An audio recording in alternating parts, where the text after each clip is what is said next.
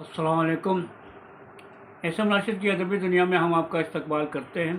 तो दोस्तों, आज इतवार का दिन है और हर इतवार के दिन आप बेसब्री से इंतज़ार करते हैं, अपने पसंदीदा कॉलम सुनने के लिए बेचैन रहते हैं। जी हाँ, लंदन की डायरी। तो लंदन की डायरी के साथ मैं हाज़िर हुआ हूँ। अखबार मशरिक़ में लगातार 10 साल से ऊपर हो गया है ये शाये होते हुए, और आप इसका मज़ा लेने से थक नहीं रहे और थकना भी नहीं चाहिए, क्योंकि हर मज़मून अपने अलग में एक नई दुनिया बसाए रहता है और यकीनन यही वजह है कि आप इसके तरफ खींचे चले आते हैं।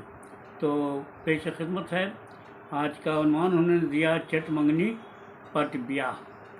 कॉलम निगार फ़हीम अख्तर, लंदन, बरतानिया। सोशल मीडिया पर देखकर हैरानी हुई कि अचानक ऐसा क्या हुआ कि हिंदुस्तान के एक अहम अपोजिशन लीडर राहुल गांधी को हद तक इज्जत के एक मुकदमे में 2 साल कैद की सज़ाएं सुनाए जाने के एक दिन बाद पार्लियामेंट के रुकन के तौर पर नाअहल करार दे दिया गया है, जिसके बाद जमहूरियत के हामियों को तशवीश होने लगी कि आखिर राहुल गांधी ने ऐसा क्या जुर्म कर दिया कि उन्हें पार्लियामेंट से ही नाअहल करार कर दिया गया। पूरी खबर पढ़ने के बाद मैं इस सोच में पड़ गया कि इससे कबल भी मुतअद्दिद मेंबरान पार्लियामेंट, जिन्होंने मस्जिद को शहीद करने से लेकर मासूम औरतों की इस्मत दरी, घोटाला और न जाने कैसे कैसे जुर्म किए हैं, जिनमें मलूस बेशतर सियासतदानों को न तो कोई सज़ा मिली और न ही उन्हें पार्लियामेंट से निकाला गया, फिर राहुल गांधी ने आखिर कौन सा जुर्म कर दिया कि उनके खिलाफ चट मंगनी पट ब्याह वाली बात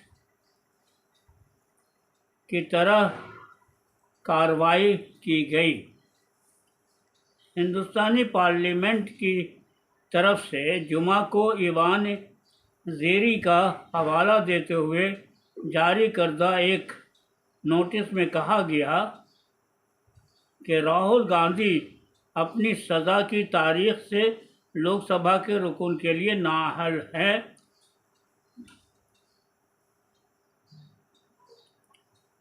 दरअसल इस मामले में 52 साला राहुल गांधी को 2019 के आम इंतखाबात से कबल उनकी तकरीर से मुतल्लिक एक मामले में कसूर पाया गया था, जिसमें उन्होंने चोरों को मोदी बतौर ख़ानदानी नाम या उर्फियत रखने का हवाला दिया था। 23 मार्च का अदालती फ़ैसला 2019 की इंतखाबी मुहिम के दौरान कहे गए एक तबसरे से निकला है, जिसमें राहुल गांधी ने पूछा था कि क्यों तमाम चोरों के सरनाम, ख़ानदानी नाम या उर्फियत मोदी है। यहाँ ये भी बताता चलूँ कि राहुल गांधी का इशारा दरअसल एक मफरूर डायमंड टाइकून नीरव मोदी और ललित मोदी की तरफ था, जो कि इंडियन प्रीमियर लीग के साबिक सरबराह थे, जिन पर मुल्क के क्रिकेट बोर्ड ने नाताहयात पाबंदी आयद कर रखी। अब जाहिर सी बात है कि राहुल गांधी की ये बात तो हिंदुस्तानी वज़ीर आज़म मोदी के दिल पर सीधे सीधे लगी, और फिर क्या था, उनके भक्तों ने सीधे अदालत का दरवाज़ा खटखटाया और शायद जज हजरात को और राम की दुहाई दिलाते हुए कहा होगा कि बस आप फैसला दे डालें, ताकि न रहेगी बांस और न बजेगी बांसुरी। हिंदुस्तानी हुकूमत के अरकान ने कहा कि ये तबसरा उन तमाम लोगों के ख़िलाफ़ एक दाग है जो मोदी सरनाम, ख़ानदानी नाम या उर्फियत کا اشتراک کرتے جو ہندوستان کے پیچیدہ ذات پات کے درجہ بندی کے نچلے حصے سے وابستہ ہے۔ تاہم راہل گاندھی کا استدلال ہے کہ انہوں نے یہ تبصرہ بدعنوانی کو اجاگر کرنے کے لیے مودی نام کے لوگوں کے لیے کیا تھا اور یہ کسی کمیونٹی کے خلاف نہیں تھا۔ جب سے راہل گاندھی برطانیہ کا دورہ کر کے ہندوستان لوٹے ہیں تب سے پارلیمنٹ کے باہر اور اندر ان کے برطانیہ دوروں کو لے کر ہنگامہ ہی ہنگامہ چل رہا ہے۔ ٹیلی ویژن سے لے کر سوشل میڈیا پر راہل گاندھی کے برطانیہ دورے اور ان کی تقاریر سے کہیں ان کی حمایت میں بات ہو رہی ہے تو کہیں راہل گاندھی کو ملک کا غدار کہا جا رہا ہے۔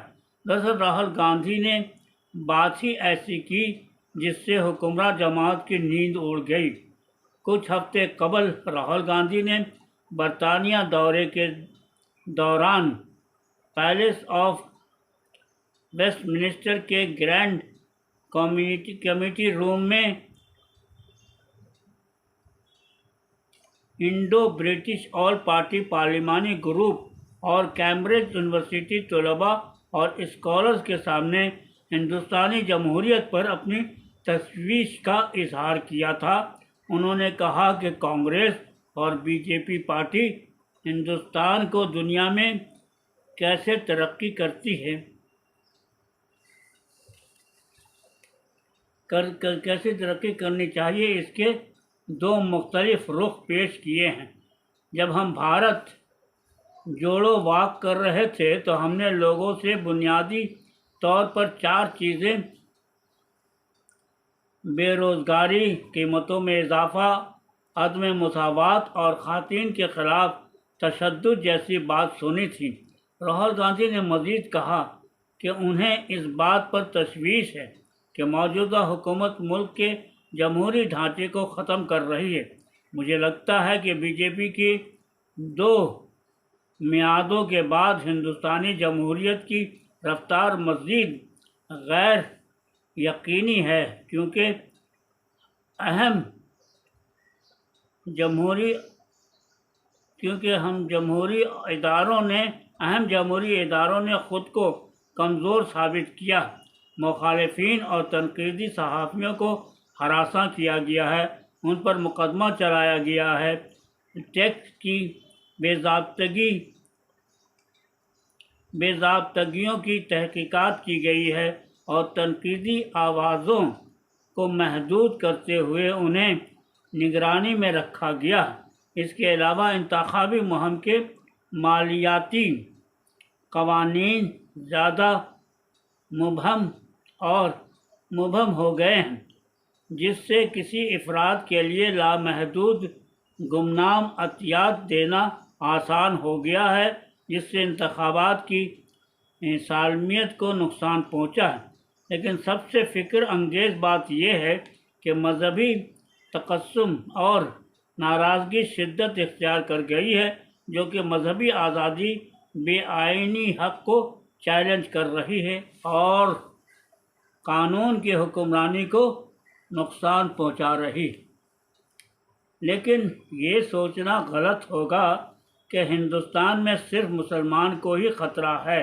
موجودہ حکومت نے منظم طریقے سے ہر طرح کی آزادی اظہار رائے اور اختلاف رائے کے خلاف بلا وجہ کارروائی کی ہے، جو کہ فریڈم آف اسپیچ پر ایک بڑا حملہ ہے۔ اس طرح سے دیکھا جائے تو یہ صرف مسلمانوں پر ہی حملہ نہیں ہے بلکہ یہ تمام ہندوستانیوں پر حملہ ہے، کیونکہ یہ ہمیں خیالات، دماغ اور ارمانوں سے بھرپور زندگی سے محروم کر دیتا ہے۔ جمہوریت ایک ایسا طریقہ کار ہے جس میں ہر انسان کو اپنے طور پر ملک کی حکمرانی کرنے کا موقع ملتا ہے۔ جمہوریت کے ذریعہ عام انسان حکومت کرنے کا حقدار ہوتا ہے۔ اس طرح حکمرانی میں عوامی نمائندے تمام فیصلہ کرنے میں یونانی مفکر برٹس نے جمہوریت کو اس طرح بیان کیا ہے کہ جمہوریت ایک ایسی جمہوریت ہوتی ہے جس میں ریاست کے حاکمانہ اختیارات قانونی طور پر پورے معاشرے کو حاصل ہوتے، جبکہ سابق امریکی صدر ابراہم لنکن کا جمہوریت کے بارے میں قول ہے کہ عوام کی حاکمیت عوام کے ذریعہ اور عوام کے لیے۔ میں جمہوریت کو ایک مضبوط اور عام آدمی کے بنیادی حق اور آزادانہ طور پر جینے کا ایک عمدہ ذریعہ مانتا ہوں۔ تاہم آج کل جمہوریت کے اس طرز حکمرانی کو جھوٹ، غبن اور ذاتی مفاد کے مد نظر تار تار کیا جا رہا ہے، بلکہ میں تو یہ کہوں گا کہ بدقسمتی سے جمہوریت مجرموں کو پناہ دے رہی ہے، جو کہ ایک تشویش اور افسوسناک بات ہے۔ میں فریڈم آف اسپیچ افسوسناک بات ہے، وہی فریڈم آف اسپیچ ایک ایسی پاورفل بات ہے جس سے دنیا بھر کے لوگوں میں اتفاق بھی ہے اور اختلاف بھی ہے، چاہے بندہ مغرب کا ہو یا مشرق کا ہو۔ لیکن یہ بھی سچ ہے کہ فریڈم آف اسپیچ کی وجہ سے لوگوں کا اعتماد کافی بڑھا ہے، تو وہی آئے دن اس پر ایک اور بحث بھی چھڑی ہوئی ہے، کیونکہ فریڈم آف اسپیچ کا کوئی دائرہ حدود نہیں ہے، جس کی وجہ سے آئے دن کسی نہ کسی فرد کے خلاف مظاہرے ہوتے رہتے ہیں یا کبھی کبھی ان پر جان لیوا حملہ بھی ہوتا ہے۔ ایمنسٹی انٹرنیشنل کے تحت آزادی اظہار یہ حق ہے کہ آپ جو چاہیں، جس کے بارے میں چاہیں، جب چاہے وہ صحیح ہو یا غلط کہہ سکتے ہیں۔ آزادی اظہار ہر طرح کی معلومات اور خیالات کو تلاش کرنے، حاصل کرنے اور فراہم کرنے کا حق ہے۔ آزادی اظہار اور آزادی اظہار کا حق ہر قسم کے خیالات پر لاگو ہوتا ہے، تاہم بعض حالات میں آزادی اظہار اور اظہار رائے پر پابندی لگائی جا سکتی۔ راہل گاندھی کی سزا اور پارلیمنٹ سے نااہل قرار دینا کہیں نہ کہیں ایسا لگ رہا ہے کہ یہ پورا معاملہ چٹ منگنی پٹ بیاہ کا ہے، یعنی کہ اسکرپٹ لکھا ہوا تھا اور عدالت سے لے کر پارلیمنٹ نے اپنے اپنے طور پر اپنا کام انجام دے دیے۔ اس میں کوئی شک نہیں کہ اس کی ایک وجہ راہل گاندھی کا حالیہ دورہ برطانیہ تھا، جہاں انہوں نے ہندوستانی جمہوریت پر تشویش جتایا تھا۔ اب کوئی کچھ کہے، شک تو مجھے بھی پردھان منتری مودی پر ہی ہو رہا ہے، جن کے اشارے پر یہ سب ہو رہا ہے۔ تو دوستو، ابھی آپ اسم راشد کی ادبی دنیا میں اپنا سب سے پسندیدہ کالم جہاں لندن کی ڈائری سن رہے تھے، جو اخبار مشرق میں آج یعنی اتوار 2 اپریل کو شائع ہوا ہے۔ میں امید کرتا ہوں کہ آپ کو آج کا مضمون بھی اتنا ہی اچھا لگا ہوگا۔ اگر اچھا لگا تو ضرور لائک کیجیے گا، شیئر کیجیے گا، کمنٹ کیجیے گا۔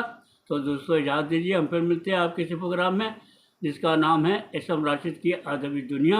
آج رمضان کے عشرے کا آخری دن ہے اور 10 دن پورے ہو گئے روزے کے ہو رہے، تو میں امید کرتا ہوں کہ آپ لوگوں نے تمام روزے رکھے ہوں گے اور دعائیں بھی کی ہوں گی۔ اپنی دعاؤں میں مجھے شامل رکھیے گا۔ میری طبیعت اچھی نہیں رہتی ہے، میرے لیے دعا کیجیے گا۔ بہت بہت شکریہ۔ پھر ملتے ہیں آپ کسی پروگرام میں جس کا نام ہے اسم راشد کی ادبی دنیا۔ اللہ حافظ۔